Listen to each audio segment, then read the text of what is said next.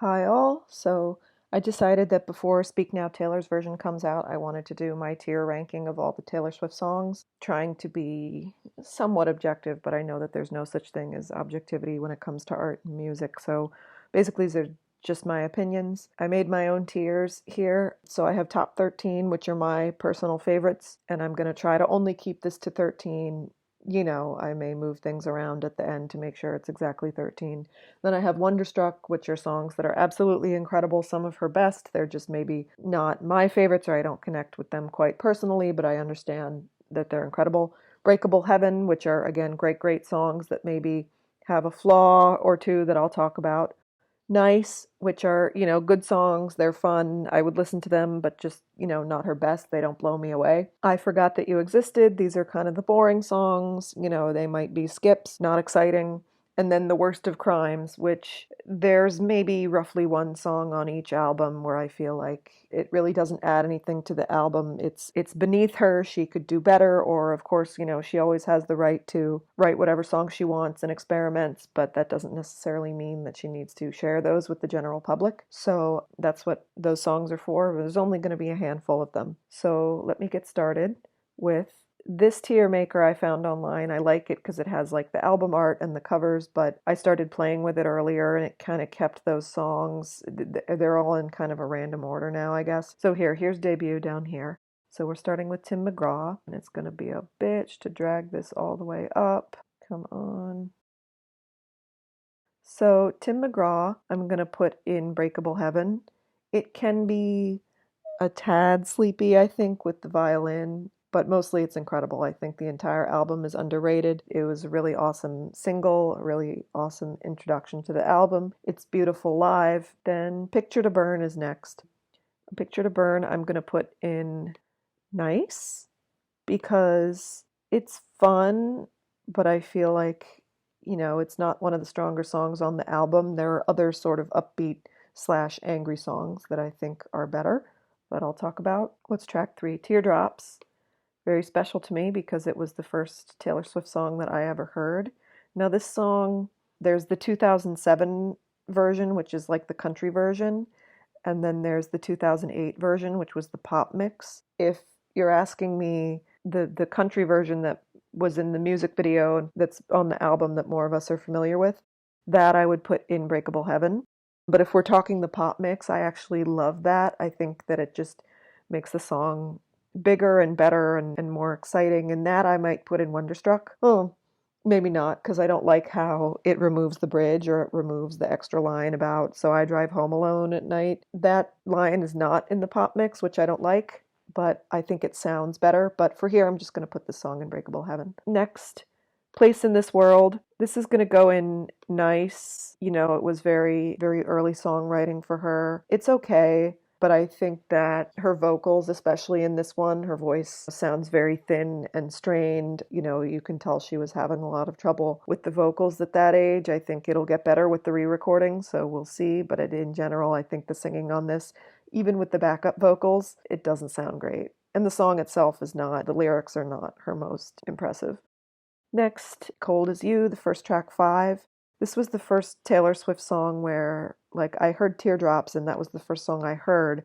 But then when I started kind of looking up the album and Googling the other songs, this was the first song that kind of really stood out to me with the lyrics. It was very relatable to me at the time, and it was, I know a lot of fans cite this as like some of the best lyrics on the debut. She did this with Liz Rose. I think sonically, again, like some of the other slow songs, it can get maybe a little boring, a little sleepy with that kind of very, very, very slow country sound, but it's still awesome. So Breakable Heaven for that one. Track 6, The Outside. This is going into Breakable Heaven because the lyrics, she was very young when she wrote it. It's not the best lyrics on the debut, but the production, I think it sounds awesome. I think for that reason, it's the most underrated song on the debut. Like it's so satisfying to sing along to, and it's mid-tempo, but yet it's still big. I think what Nathan Chapman did with this very early kind of juvenile song of hers, I think it's awesome, and I'm really hoping that the re-recording does it justice. Really fun to blast. What's track 7? Tied Together with a Smile. I'm putting this in nice. I think throughout her discography, you're going to find me talking about songs that are here. Do I put it above or below Place in This World? I think above. I'm not really ranking them within the tier, but I mean, maybe like this. I don't know. I'm not really doing that, the order of each box, but like this, I guess. With Tied Together with a Smile, I think it gets boring. You know, the lyrics are incredible, but it's this very tragic, dramatic story that I think is kind of let down by this kind of understated, again, kind of sleepy, boringish production. I think it deserved more. I think it's one of the more overrated songs on the debut. Track 8 would be Stay Beautiful. I'm trying to decide whether to put this in nice or I forgot that you existed, like at the bottom of nice, maybe. Either this or Tied Together with a Smile are my skips on this album. If there are skips, you know, it kind of depends on whether I feel like listening to a slow, sad song or, you know, something that's a little more happy, but I don't think it's very exciting. And again, the vocals, the high notes, don't really sound good. They're a little annoying. Track 9, Should Have Said No. I think a strong case could be made that this is the strongest song on the album.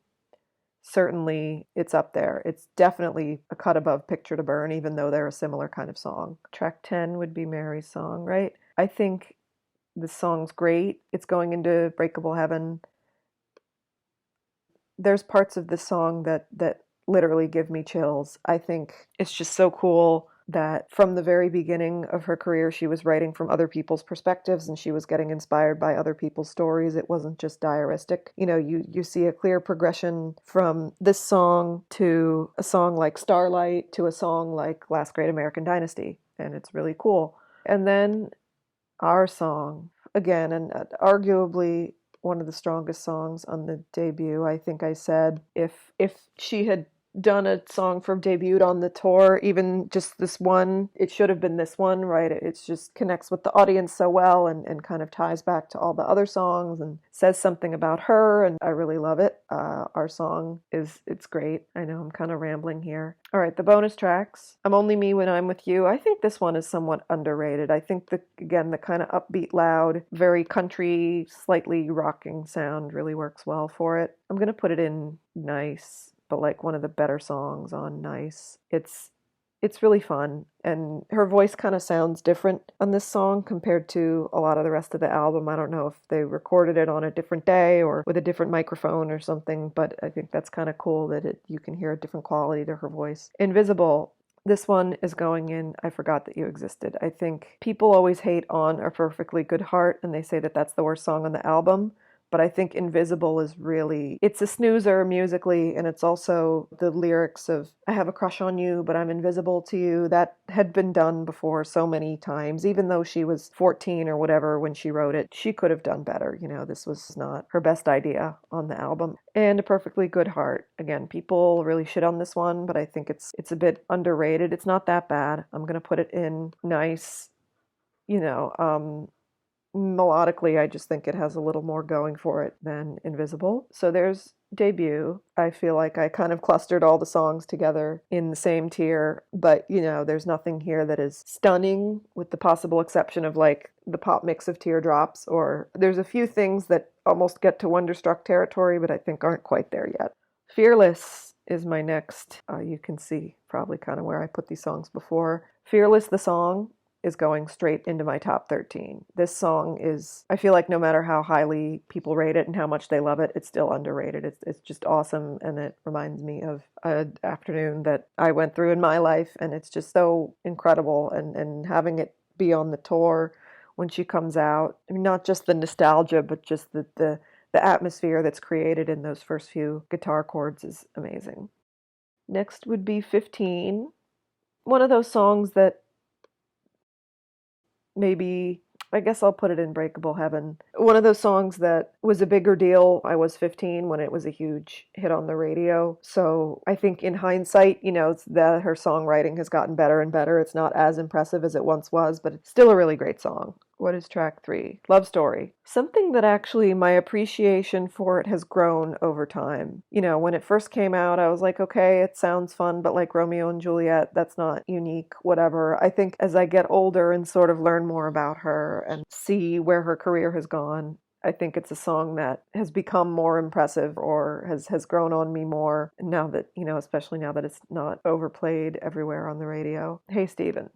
This is a song, first of all, I thought it was fun when it came out, and then I overplayed the fuck out of it, so I got sick of it. And the tour version has this nice kind of breezy, I like the way that it was presented on like the Fearless tour. You can find videos of that. But over time, I guess it's not the worst of crimes. It's not that bad.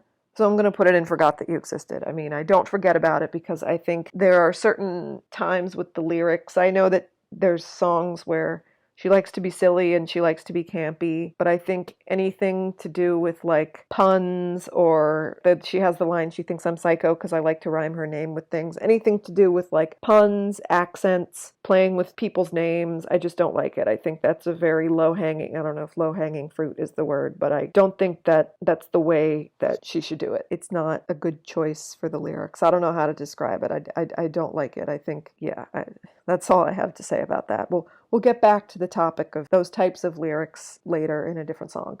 Okay, I need to pick this up a little faster, don't I? White Horse, Breakable Heaven. It's beautiful, but again, it can be a little slow, a little boring. I think it's really great that it kind of rounds out the whole fairy tale theme of the album, but sonically, it's maybe not always what I'm in the mood for. Track 6 is You Belong With Me. Sort of goes hand in hand with Love Story. But I think maybe, I don't know, it's hard to choose because they are, as far as like the story goes, they're very different songs as far as what they're about. But You Belong With Me was a huge deal for me personally. When it was on the radio, it was very relatable and it's just so fun to scream along to. Track 7 is Tell Me Why. Bit underrated, sort of reminds you of Picture to Burn and those kinds of songs. But here, I'll put it in Breakable Heaven. I feel like I'm putting every song in Breakable Heaven. But it's, the lyrics the lyrics have some really cool moments. Not the best thing ever, but it's good. Don't sleep on it. You're Not Sorry. This one goes into, again, Breakable Heaven. I think even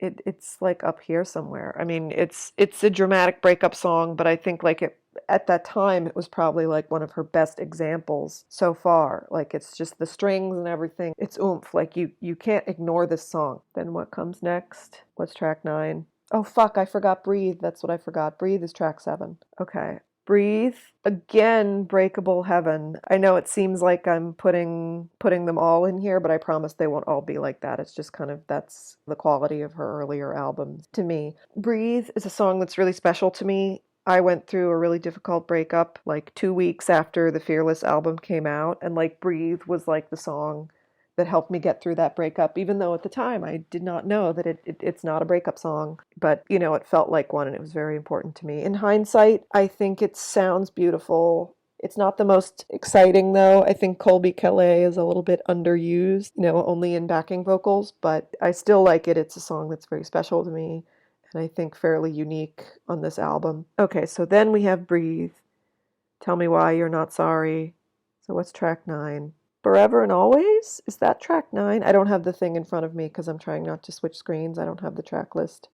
All right, so Forever and Always is either number 9 or 11, I forget. I'm going to put it in Nice.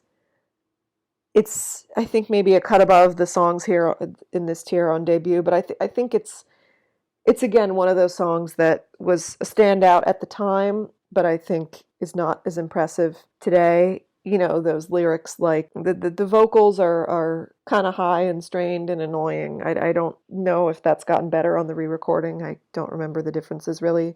But lyrics like, oh, I made you run and hide like a scared little boy, I don't feel like those are the most unique. Even for Taylor, I feel like she has expressed those same feelings in better ways. Like I think maybe Tell Me Why is a better, it's a cousin to this song. I don't think it's about Joe Jonas, but it's kind of a better version of that same kind of song. Anyway, Forever and Always, it's good. Like it's legendary, but I don't think it's great, for her. got to keep in mind that all of these songs are like a cut above anyone else's songs because you can only compare Taylor to herself, right? You can't, it's not fair to say that Taylor's songs are like better than another artist because like of course they are. You know, she has to be judged on her own scale. All right, The Way I Loved You, top 13. I will defend this song to the death. I know there's people who don't like it, but those are people who don't really understand what the song is about and have not read about the writing process for this song. It's so special to me personally. This is a song that is as relatable now as it was 15 years ago. I could maybe see like how it could be overplayed. You know, it is the type of song that you can get sick of if you play it 80 million times, but I try not to over listen to it too much because I want it to have that same impact for me when I do. It rocks. All right, Forever and Always. The Best Day. Again, I don't remember if this is track 9 or 11, but I know that The Way I Loved You is track 10. So The Best Day is going in. Should I put in Breakable Heaven or Nice? I'll put it in Nice because it's a little mellow for my taste, a little quiet, but it's supposed to be that way. So I guess I feel like if Breathe is in Breakable Heaven, it's another kind of quiet, gentle song, then The Best Day can be in that too. But it really, really lovely. Change, underrated. I don't know why people shit on this song so much. I know it's a little bit, I guess people don't like hearing the word hallelujah, but I don't know, it feels epic. I feel like if you like Long Live, then you should like this song. And I feel like it's relatable because the lyrics, it could be about anything. Like you can really forget that it's about like her record label or her winning an award because there's no references to that at all. I feel like it can appeal to a broad number of situations. So I guess I'll put it in Nice. No, it's a banger. It needs to be somewhere around here. Don't hate on Change. All right, the bonus tracks, right? And these I cannot for the life of me remember what order is what, but it doesn't really matter. So, Jump Then Fall, this is going into like up here, high in Breakable Heaven. I think, I mean, the lyrics are kind of young and cutesy, but I think the sound of it, like that electric banjo or whatever it is, just goes so fucking hard. Like, I want to play this song over and over. I just, it's a bop. Untouchable, I think, is the next one. At this point, I do not know the track order. Also putting it in Breakable Heaven. I think what she did with the song was incredible. You know, the fact that it sounds so different to the original and like it sounds like it's a Taylor Swift song through and through, even though it's not. It's great. I could stand to be maybe a little bit faster or a little bit louder and bigger and more instruments, but I think it's awesome. Come In With the Rain, is that the next one? Who the fuck knows? I'm putting it in Nice because I think it's good, but it's like a little boring the way it is with a lot of those slow songs. Other Side of the Door. This is a song that like I didn't buy the platinum CD, so I didn't grow up with these platinum edition tracks the way that I did these bonus tracks the way that I grew up with the main 13 tracks, but The Other Side of the Door grabbed me immediately when I listened to the re-record. Like this one, it's awesome. That outro, but like even the verses, it just goes so hard. It has the same energy as something like The Way I Loved You. It kicks ass. And the lyrics, I feel like are not just about high school. Like I feel like it holds up even all these years later. Superstar. I think it's a tad underrated, but still not. Again, not a thrilling song. Some of these songs, some of the songs on this album are exciting, and the songs that are down here, it's like they're just nice. They're not, I'll sing them, but they're not like, oh my God, they don't get me crazy. Unless like if I got them as a surprise song, I would go crazy for any one of these songs. Today Was a Fairy Tale. This is going in Nice. I remember when this was a hit on the radio. It's crazy to think that this was like actually a bigger chart hit that got higher on Billboard than Love Story did. That's crazy.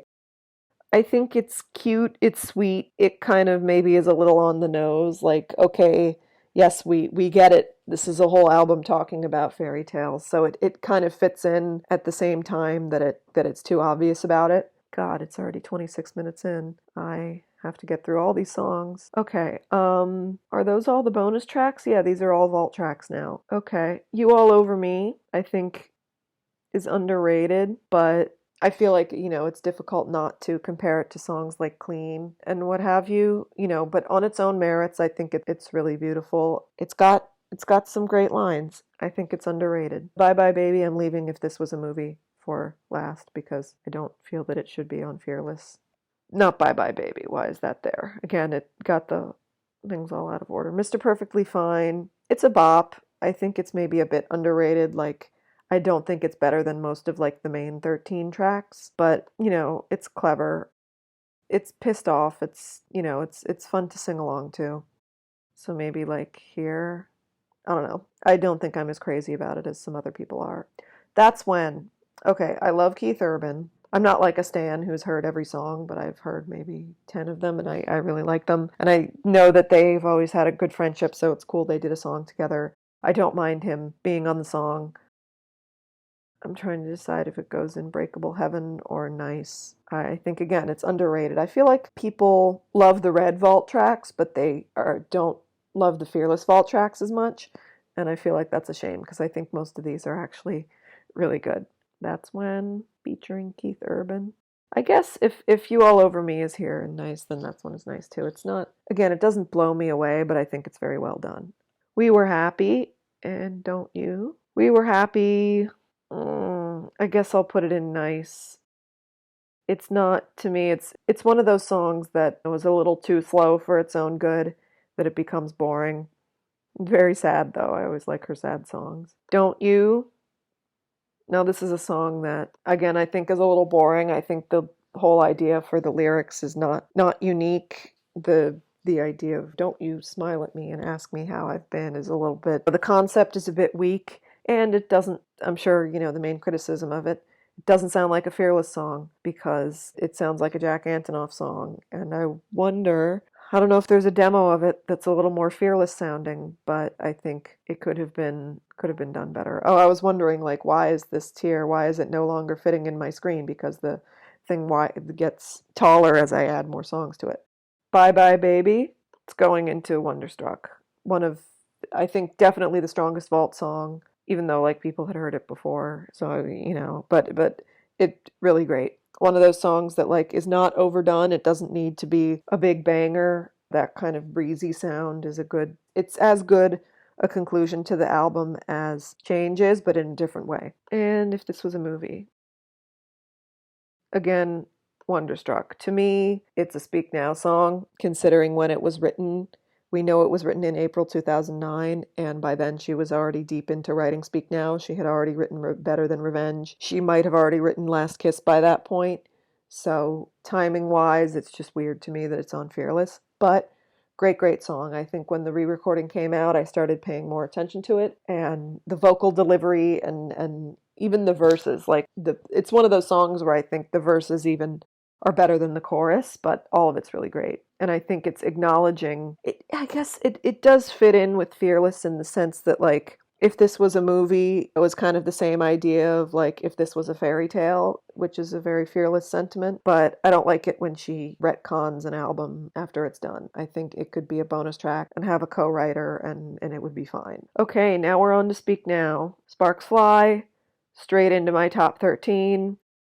Does anything go as hard as this song? This is one of those Taylor songs that I like legitimately have never ever gotten tired of listening to it, no matter how many times I play it. It's just, and I think that, I know it was written for debut, but I think the Speak Now lyrics are better. I actually like this version better than the 2007 version, even though it's fun that we have the 2007 version in grainy cell phone quality. Why did I put Sparks Fly? You know what? I thought Sparks Fly was track one because it just has that opener vibe. It's like goes in with a bang, and it was the opener for the tour. But no, Mine is actually the track one, isn't it? Now, I think Mine is a little bit overrated.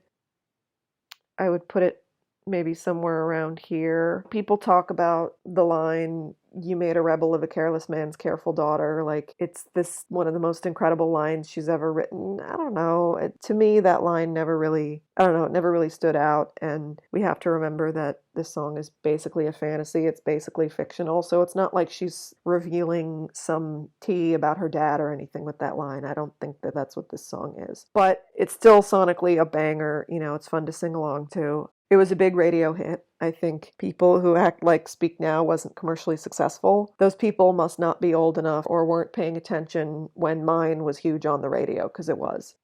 And then what's track 3? Back to December. Oh God, what a beautiful song. And there's so many lines in this that people overlook. Like my favorite line in this song is actually, I think about summer, all the beautiful times I watched you laughing from the passenger side. And like that's a lyric that nobody ever talks about, and yet it's still so beautiful and so amazing. So this one's going into Wonderstruck. Now, the acoustic version I actually like better. I'm actually, even though it's not that big a difference to me, I can hear a difference, and I'm bummed that there's going to be no acoustic mix on the Taylor's version. The acoustic version is like a candidate for my top 13. I'm not going to put it in here because I think there's other songs that would edge it out in my top 13, but I'm going to put it in Wonderstruck for sure. You can kind of see these place, again, where I like made part of the tier list and then erased it, so some of the songs are clumped together where I would put them. Speak Now is the track 4. I'm putting it in nice, somewhere around here. I feel like a lot of people think that it's like the weakest track or they don't like it. But then when I'm listening to it, I'm like, no, okay, this is a bop and it has some funny lines. So like it's not bad. It just has some steep competition because this is like one of her best albums. It doesn't stand out considering what's around it. Like Dear John. Now, I don't think Dear John is her best track 5. I think that it does not need to be almost 7 minutes long. It gets a little languid, it gets a little sleepy. There are some lyrics that people seem to go gaga about, like on the bridge, that I don't think are actually that unique or actually that impressive. I feel like not an overrated song entirely, perhaps, but an overrated bridge, maybe.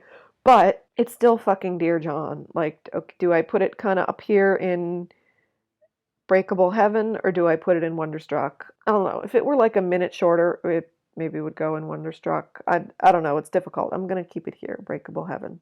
It's great, make no mistakes. It's just like I see it as like a 4.5-star song rather than a 5-star song, if that makes sense. All right, Dear John, next is Mean. Again, one of those songs that like you kind of don't think about until you're listening to it, and it's like, oh, this is fun.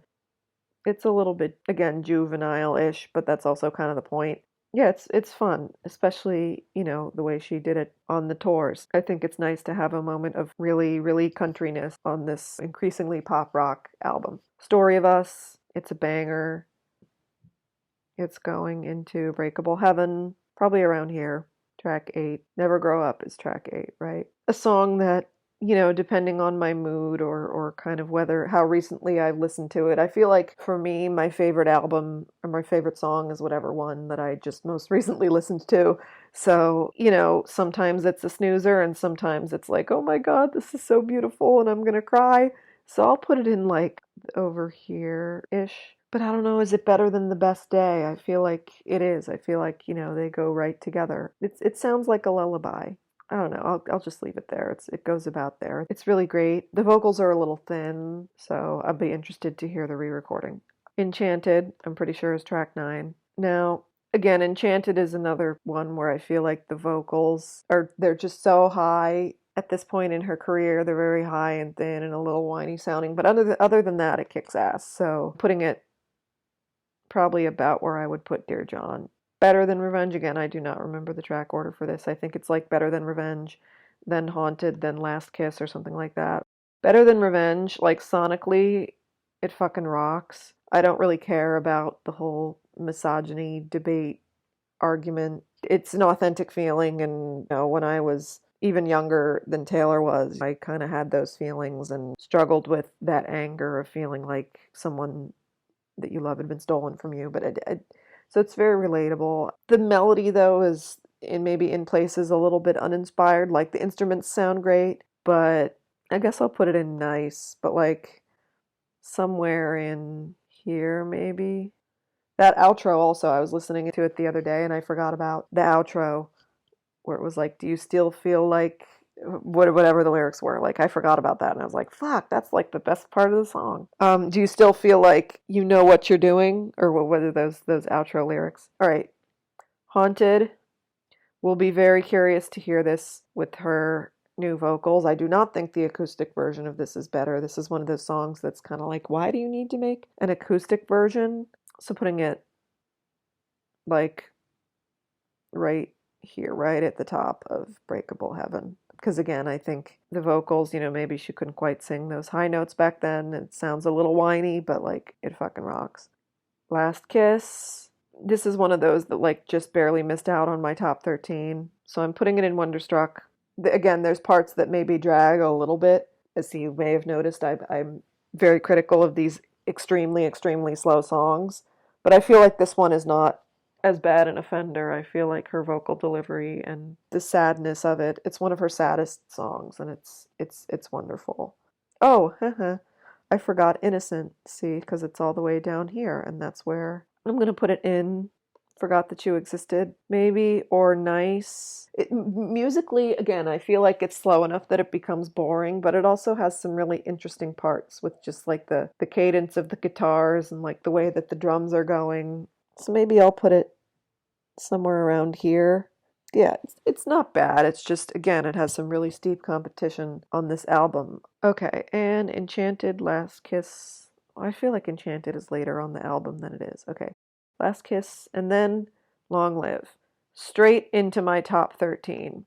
I think on an objective level, the whole verse about when you have children someday, is that necessary? No. Does it maybe make the song a little too long? Yeah, but just this song is very special to me personally, and I'm not going to tell that story because it's just too long a story. But this is a Taylor Swift song that means a great deal to me, and I don't get tired of listening to it. And it should have been on the tour. How could you have something called the Eras Tour and not have fucking Long Live, at least in some small snippet? All right, and then the bonus tracks. Ours goes in. I'm trying to decide if I want to put it in Nice or Breakable Heaven.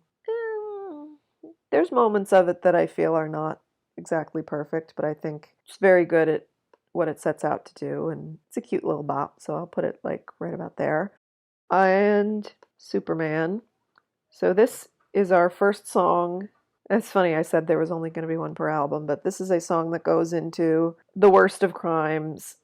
It's a very kind of generic-y, like if you asked an AI thing to like generate a Taylor Swift song, it would sound kind of like that sonically, but the lyrics, she was too old for this shit, man. Like when you're 19 or 20, and still writing about, oh, he's so tall, dark, and handsome, and he's going to save the world, like, especially considering that it's about John Mayer, or we think it is, I'm honestly surprised that like she wanted to put anything positive about him on this album. It's just, this is a coming of age album. And she had already outgrown this kind of stuff. Maybe on debut it would have been fine, but it's just weird here. I feel like it does not fit. So yeah, like when people don't like this song, there's a reason for it.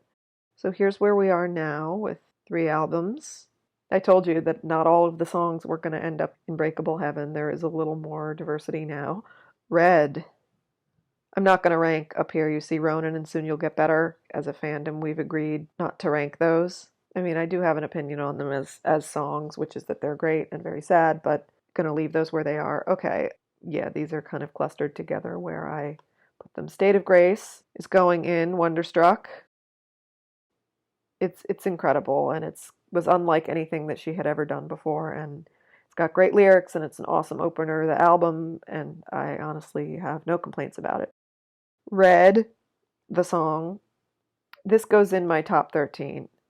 Which again is kind of personal to me. I know that objectively the whole like colors as feelings metaphor and like love is red, like that had been done a zillion times before Taylor. It's maybe not the most original song, but special to me. Treacherous. This one's going in Wonderstruck also. Fucking awesome step up with the songwriting. Maybe the beginning's a little boring, but like the lyrics are top notch. I think even as highly regarded as it is, it's even a little underrated. I Knew You Were Trouble. This one to me sounded a little trend chasey. At the time, Taylor was very much still a country artist for me, so when I heard, I was like, she's doing dubstep. It was a little weird to me, and like the goat screaming part. Now I'm lying on the cold, hard ground. Like that, there's a reason somebody put a goat screaming part above that, because I don't think it sounds very pleasant. But it's good. I mean, it was fun on tour. Somewhere around here. Yeah, sure. All Too Well, the 5-minute version. This goes straight into my top 13. It's a song that I kind of overlooked until the re-record came out because when the original Red came out, I didn't have a CD player. I was kind of listening to the radio songs and the title track over and over on YouTube. I wasn't really absorbing the whole album, but like when I went back and listened to the Taylor's version, it hit me like a ton of bricks. This version is I don't even want to say it's superior to the 10-minute version. To me it is, but to me they're two different songs. I feel like just the emotions, they tell completely different stories. I don't really associate them in my mind. But as far as the emotional impact of this song, like when I really sat and listened to the lyrics, it's the only Taylor Swift song that made me cry. Like, it's that good. I don't listen to it very much because I don't want it to lose that emotional impact over me. Track 6 is 22, right? I actually like this song. You know, I said that it shouldn't be on the tour just because if we're trying to do a greatest hits tour, this song, it's well known, but it wasn't actually that huge.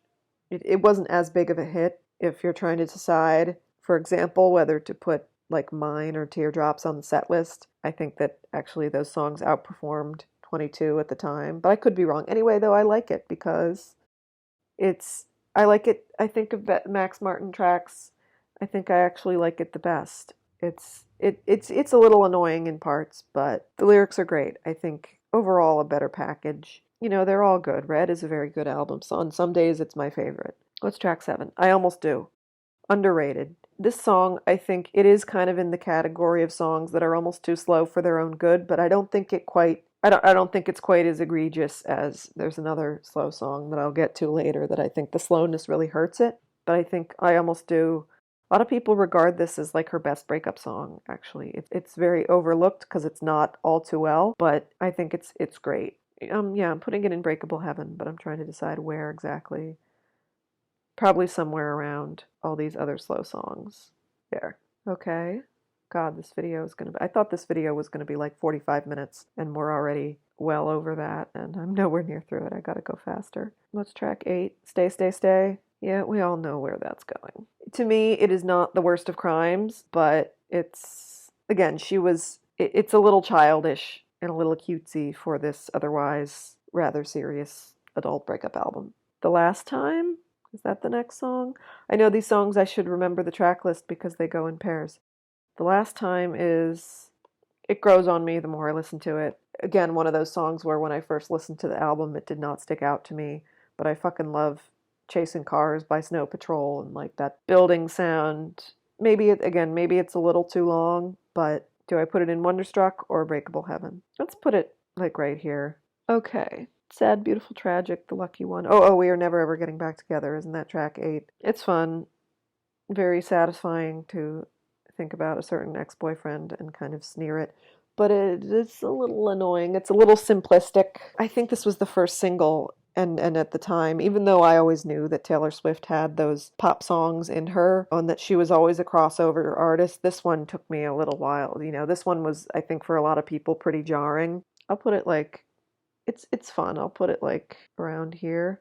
She wrote it to be annoying. So the fact that it's a little annoying is kind of intentional, but also acknowledged by her. Somewhere in here, no, The Lucky One is track 13. We're not there yet, right? We're somewhere around track 9 or 10. Fuck, I don't remember they're in pairs, so you think I would remember. Holy Ground, straight to Wonderstruck. Maybe not quite there in my top 13, but ooh, it's fucking great. What else can I say?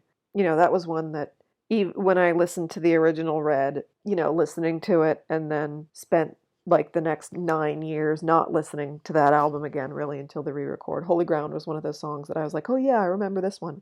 As is Everything Has Changed. Underrated. I think it's, of all of her, at this point, she's done like 5 songs with Ed Sheeran. I think this one is still the best. Put it somewhere around here. These are all vault tracks, I guess. The Lucky One. Where was it? Here we go. Track 13, I remember. Lucky, her lucky number. I think I'll put it in Nice. I think it's underrated. I don't know why. Of all the songs on Red, it seems to be the most hated. And I don't know why. I think it's wonderful at the story that it's telling. I think it's better than Nothing New, even though those are kind of similar themes of songs. I think the tour performance where she's in the red gown and like the Hollywood, everybody seems to shit on that, but I think that's good too. Where am I going to put it? The melody is like, I guess, a little repetitive and a little simplistic, but somewhere around here. Sad, Beautiful, Tragic. I knew that this one was somewhere in here.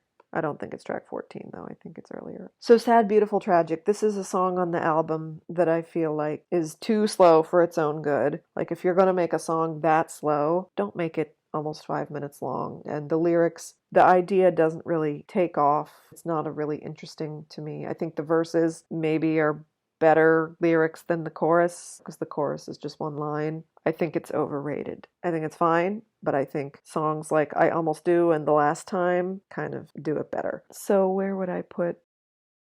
I guess lyrics wise it is better than all of these songs. I would put it Forgot That You Existed. It's a skip for me a lot of times because I just cannot stay engaged in a song that slow. Next, Everything Has Changed. Starlight, Begin Again. Is that the order? Okay, so here's Starlight.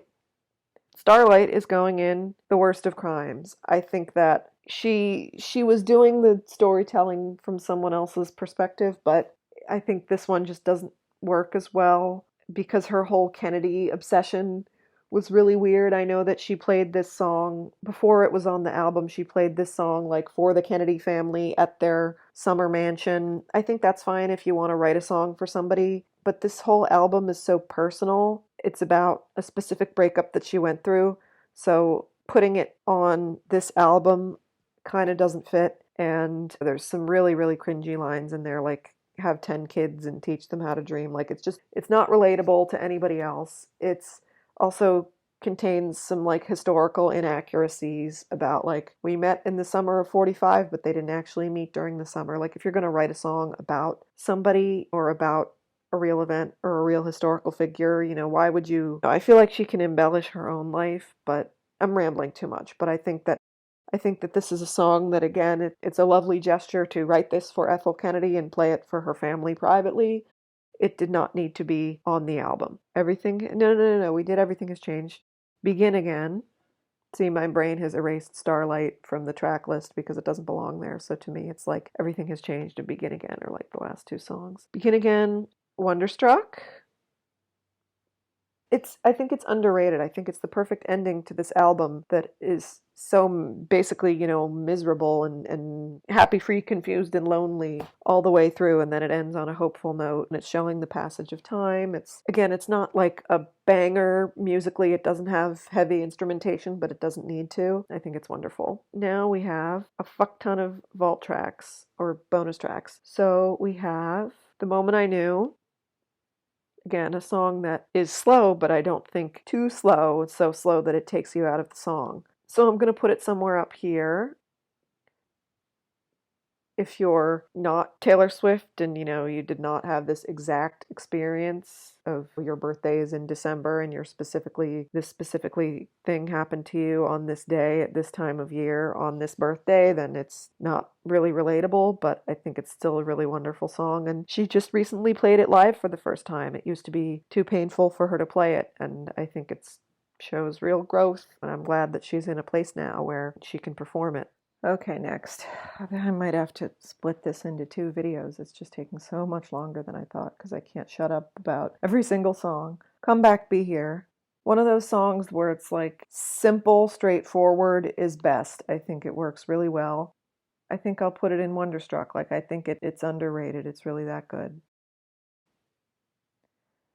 It's great to sing along to. Girl at Home. Right, there's 3 bonus tracks on this album, if I'm not mistaken. So the original Girl at Home was okay to good. I think sort of the simple arrangement, the simple instrumentation works best. The Taylor's version obviously kind of distorted the sound beyond recognition, and it's a choice that I don't understand. I'm trying to decide if just judging the song, I'm gonna pretend that the Elvira fucking Taylor's version doesn't exist. And I might would put it in nice. The lyrics are not the most interesting, but the tune I think is actually good. So maybe I'll put it like around here. It doesn't bother me as much as it seems to bother a lot of people. Okay, then all the vault tracks. And I do not remember the order. So I Bet You Think About Me. That's going into Breakable Heaven. I think it's great going back to her just straight up honk tonk roots. Chris Stapleton is always great, even though I can't really hear him. The lyrics are like savage. They're a little bit campy, but in a way that's like she's just going after him. Like she doesn't care if she's cringe, if she's camp, if she's over the top or what. Like very confident, smart song. Kind of like Mr. Perfectly Fine, but like I don't know, something about it is better to me. But is it about that level? I think something about it is a little, it builds more, I guess. I don't know. Around here. Yeah. Nope, here. It's hard, when these ones that are all kind of clustered together in the middle, it's hard to really decide. Forever Winter, one that I really should listen to more. I feel like it's a bit underrated. I don't see people talk about it too much, but I think the horns, why there are horns in it, is a little confusing. I wonder how it would sound without the horns. Maybe there's an old demo that I can find, but I think it's appropriate in terms of length, in terms of speed, in terms of things like that. So I'll put it maybe about here. Again, one of those songs that maybe I should listen to more. Babe.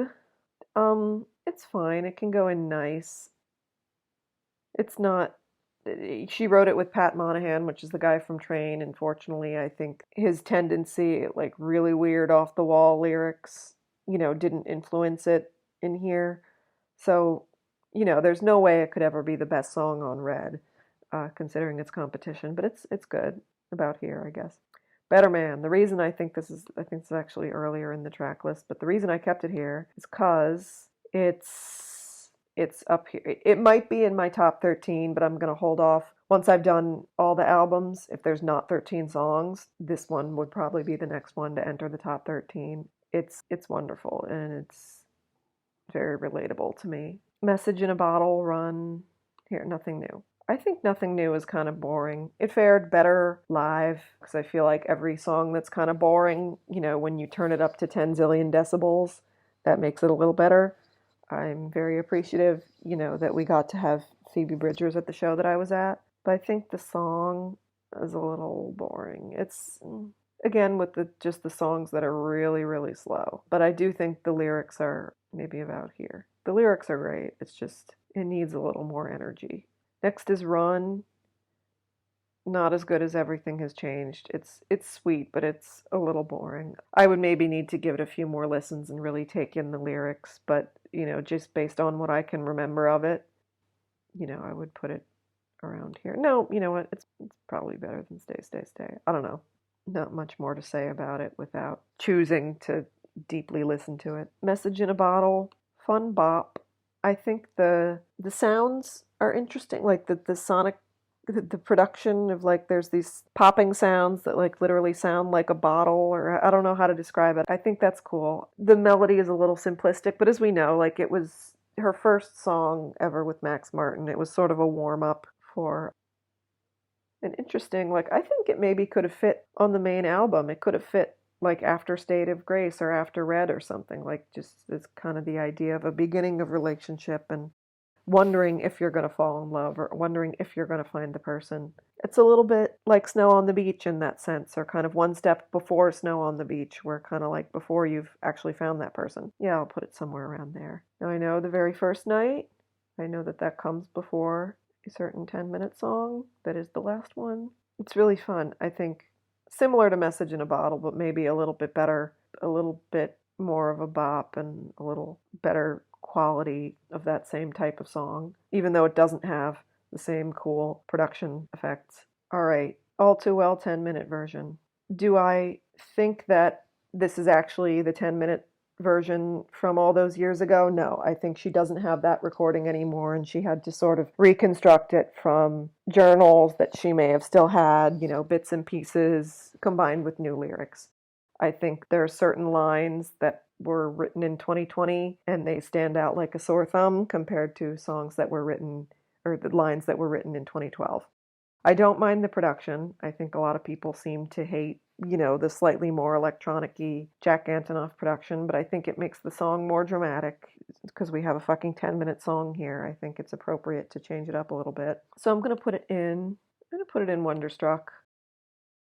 Is it I think as relatable because of all those extra details that she added in. I think it's less relatable to most people compared to the original version, and it's a very different emotion. Like the original is a sad song, but basically looking back at what looks like a happy relationship, whereas the 10-minute version is clearly like she's angry and you can see that this was not a happy relationship. But I think just the achievement, it's so fucking good. The achievement of it, the way that it was singing it live, the way that it builds. I mean, it's not one of her best songs. I just don't click with it personally. It didn't make me cry listening to it the way that the 5-minute version did. And as I said, for me, for all intents and purposes, they are so different that they're two different songs. All right, Eyes Open and Safe and Sound. Very cool songs that she did, at the time, kind of playing with new sounds. Eyes Open, like it's one of the hardest rockers, other than like Better Than Revenge and Haunted. Which song from this era bangs as hard as this one? There aren't one, and it's cool. So I'm gonna put it in Breakable Heaven, probably somewhere around here. The lyrics are not. My brain can't remember any specific wow lyrics in this song, but I'm sure they're fine. Safe and Sound. Sonically, there's something slightly kind of whiny about the vocals, but it's cool that she really tried out this folk sound for the first time. I mean, this is baby Carolina, right? This is her trying to do that, and I think it's very good. It's going somewhere in nice tier. Also, I guess the fucking Civil Wars people, were they the backing vocals? What did they do on this song? Like, I can't even remember. Okay, so there's Red. Next, well, yeah, I have like half an hour to do, so maybe I'll do 1989 and then split this into two videos because fuck hell, I did not know it was going to be this long. All right, 1989 songs. It's funny when I try to mathematically, like I have a spreadsheet where I put all the songs 1 to 4 stars or 1 to 5 stars. And spoiler alert, there's nothing in her discography that's below like 2.5 stars. But like when I try to average out my rankings, 1989 comes out on the highest, even though I would put it maybe at like my number 4 thereabouts. But anyway, I think it's one of her most consistent albums. I think it's proof that you don't need 16 or 18 tracks to be an amazing album. I think the songwriting is so much better than people sometimes give it credit for. And there's one reason for that, and I'll talk about that when we get to it. But the first song is Welcome to New York. Here it is. This was my first surprise song at the tour. So that makes it a little more special. I think it's underrated. It's just compared to the other opening tracks. Again, when you have mind-blowingly good songs like State of Grace, Welcome to New York, it's not as deep as all that, but it's fun. So I'll put it somewhere in the nice tier. Where exactly? Somewhere around here, I guess. It has the same vibes as a lot of those pop songs on Red.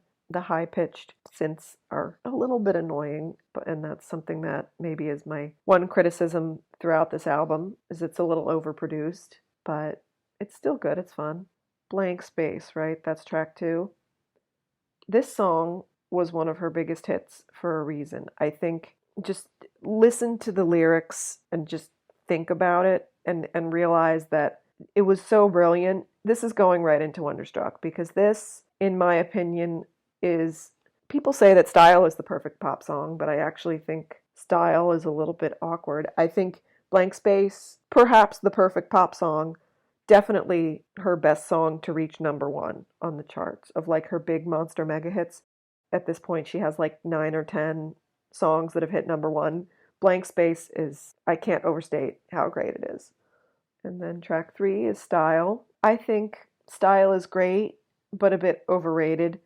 I think people who say that it's like one of her best or people who put it in their top 10, is it really? Like, I don't get it. I think the chorus is a little bit kind of stuttery sounding. There's those awkward pauses where it doesn't quite flow. It maybe is 10 to 20 seconds longer than it needs to be. But, so I'll put it in Breakable Heaven. I'll put it around, and it doesn't have a lot of interesting, I don't know, to me at least, it's kind of samey throughout. Doesn't have like a big hook, in my opinion. But I acknowledge that it's good. Nice to hear some real guitar somewhere on this album. I'll talk about that later. Yeah, I guess it's somewhere around here for me. Again, a 4-star song as opposed to a 5-star song. This is tough. At this point, they're all kind of the same. Let's put around here. It's wonderful to sing along to in a stadium. I'm not saying that it's not fun. It's not like I believe me, I'm not saying that it's not good. I also think that there's no reason for there to be a Harry Styles feature on that song. I don't know when that meme started, but why do we need that? Out of the Woods, right? That's track 4. Oh God, possibly my favorite track 4. I'm usually critical of songs where she kind of monotones the same line over and over, which happens more in her later albums, but I think this song, I mean, not only is it's very relatable to me about a relationship that I had that was kind of falling apart, but it's just so fucking dramatic. Does any song build and become as big as this one? That's what Jack Antonoff does best, right? Not necessarily the ballads, but like the big mid-tempo, high drama. I've seen it referred to as maximalist. I feel like that's it. All right, where would I put Out of the Woods? Probably about here, somewhere around here. Okay, track 5. All you had to do was stay. Massively underrated track 5. There's 10 albums, so if I ranked all the track 5s, this would probably be like number 3 for me. Like, it's so good. I listened to the instrumental recently. Like, I found a video that just had the backing track for this without the vocals. It goes so fucking hard. Who knew that the instrumentals for this were so fucking good? But the bridge, man, this bridge soars. Like, underrated bridge. So I'll put it in kind of upper tier of Breakable Heaven. I feel like the verses maybe leave something to be desired, but the bridge, that fucking bridge, somewhere around here. I just realized I put it next to Dear John, which is also a track 5, but unlike Dear John, it doesn't go on too long. What is track 6? Ah, Shake It Off. Okay, I'm gonna think about whether I want to put it in Worst of Crimes or I Forgot That You Existed, because I just think Shake It Off she can do better, and the fact that it was such a big pop hit, I feel like this song really damaged the reputation of Taylor Swift among the general public. This song was such fuel for criticism because all these stereotypes that's like Taylor Swift just makes shallow bubblegum pop music and she can't really sing and all her songs sound the same. I feel like this song only confirmed that kind of criticism.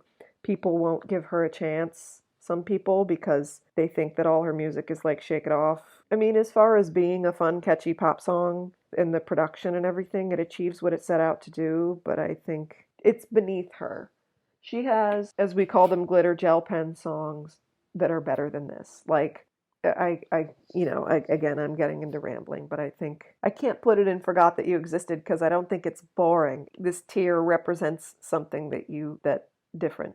I think this song is a problem, not musically, but in a kind of a different way. All these songs here, maybe I should rename it, right? I should rename it to Now We Got Problems, because like these are songs that I have a problem with. That doesn't mean that they are bad, because she doesn't really write bad songs, but these are songs that are very ripe for criticism. So that's how I feel about Shake It Off. I feel like Shake It Off, people who want to shit on Taylor Swift and say that she's not like a real artist or not a good songwriter, this song only validates that opinion, and that's not good. We don't want anything to validate that opinion because those people are cray. What's track 7? I Wish You Would. I don't know, I think it sounds a little too similar to some of the songs in this album. I'm putting it in nice. It's not exciting to me. I feel like it's a little overrated, but I know that a lot of people like it. And again, when she played it as a surprise song, great. I would have been happy with that. Maybe like around here. I don't think it's one of the stronger songs on 1989. Sometimes it's a skip. It's not bad, but eh. Bad Blood? Is that track 8? I think it is. Bad Blood is. I'm keeping it in the nice tier. I know there's people that don't like it, but I think it's kind of a banger. I remember where I was when I first heard it. And again, it's one of those songs where even though I like it, I recognize that it's maybe time to retire it from the live shows because streaming wise, the other singles from this era have a lot more streams. And she and Katy Perry are friends now, so I think it fit on the Rep tour, the whole like feud, revenge, vindictive side of her fit with Reputation. But now with the Eras tour, do we really still need this? I'll put it in like, I don't know, I do admit that like the verses are kind of boring and then it's the chorus that goes hard. So maybe I'll put it like right around here. God, this album is all over the place. I told you that I think 1989 is very consistent, but it's funny. Bad Blood for me, though, not a skip for me. I believe Wildest Dreams is track 9. I haven't listened to the re-recording of this much because I just cannot tell the difference. People are raving about how great it is. Is there a difference? I don't know. But I'll put it in Breakable Heaven. I think it's similar to Style in that it's like very good, but not the best on the album. It's not boring. It's slow, but it's not boring. The vocals maybe don't always do it for me, but How You Get the Girls, that the next one? Underrated. I think it's one of the stronger songs on 1989, and I'm gonna put it. I feel like it's a crime to put this above Dear John and stuff, but I'll put it like right here. I think the real guitar, like it's just a bop. And the 1989 tour version of this, like the fact that she did whole other costumes and the whole umbrella thing and like a light up dress and a whole production just for this random ass deep cut that a lot of people don't like that's great. She did that and I love it. So fun. This Love. I forget if How You Get the Girl or This Love comes first on the album, but I'm gonna put it in nice. I think the lyrics are really beautiful. It's just a little boring. Did Ryan Tedder produce this? No, it was Nathan Chapman. Really sounded different than did not sound country. I wonder I'd be curious to hear a country mix of this. I'll put it like around here. It was better than Welcome to New York and Picture to Burn. Maybe like around here. I don't know. You know what? Fuck it. I promise I'm going to stop after 1989 because this has just gotten so long and I hope that I can edit a few minutes off of it. I Know Places. Another song that I kind of overlooked and then people told me, no, it actually goes really hard. And so I went back and listened to it and they are right. Let's put it in Breakable Heaven. Let's put it, similar to up there. All right. And Clean. Into my top 13. This was my other surprise song, and I never thought in a million years that she would play it. It was the surprise song I wanted most when the tour started, but I was like, there's like a 1 in 150 chance. There's no way, especially because she had already played it. It's one of those things where I was like so emotional that it was the closest I was crying to crying the whole show, but it was also like I don't remember it super well because I was just so fucking emotional. And I think this is a song where a lot of people can relate to it for different reasons. The production really serves the song, it really sounds like water dripping. I can't wait to hear the re-recording because I know Imogen Heap is doing it again, so I'm hoping that it's basically identical. It's funny because I sometimes can put songs lower down here because I say that, oh, this is not an original metaphor, or this hasn't been done before, but like the song just does it so well. Like it just sticks to its metaphor and it doesn't care that whether it's unique or not. Like it's a statement from her, and as an album closer, I think it's wonderful, and it's very special to me personally. I would die if we got a piano version one day, but I'm so glad that she did. I have those videos of it as a surprise song. All right, the bonus tracks. Wonderland goes hard, man, goes hard. I think I would put it around here. Those synths, they're just so fucking loud. I like loud music. I think I've explained that by now. It's like, oh, this song is boring to me, but if I turn it up so much that it hurts my eardrums, then I like it. This is why I didn't wear earplugs at the Eras tour, even though I probably should have. All right, 2 more. You're in Love and New Romantics. Both of these might go in my top 13. I love them. I think You're in Love is massively underrated. It's just so beautiful. It has so much atmosphere. These might not stay in my top 13, but we'll see. At the end of the part 2 of this video, if there's more than 13 songs in it, then maybe they might not. Yeah, I don't know. And New Romantics, I mean, what a bop. Like, again, like it's like you could see Clean as the ending of the album and it gives a certain vibe to end it with, or you could see New Romantics as the ending and it gives a different vibe to end it with. So let me count how many are in my top 13 right now. Yeah, 9 out of 13 coming from her first 5 albums, which kind of shows you what type of Swiftie I am, I guess. But so here's my personal ranking, keeping in mind that like some songs have problems, because they didn't fit with the rest of the album or they're just too fucking long or whatever. So here's how I would put all of her first 5 albums. I hope that the thing is zoomed in enough that you can see this. And at some point, this is good because this is all the re-records. And then once after Speak Now is out, or at least I have this much done before Speak Now is out. So there we go. I renamed a tier. Hopefully you like this, and I will try to cut out some of the rambling, and I will see you eventually for part 2.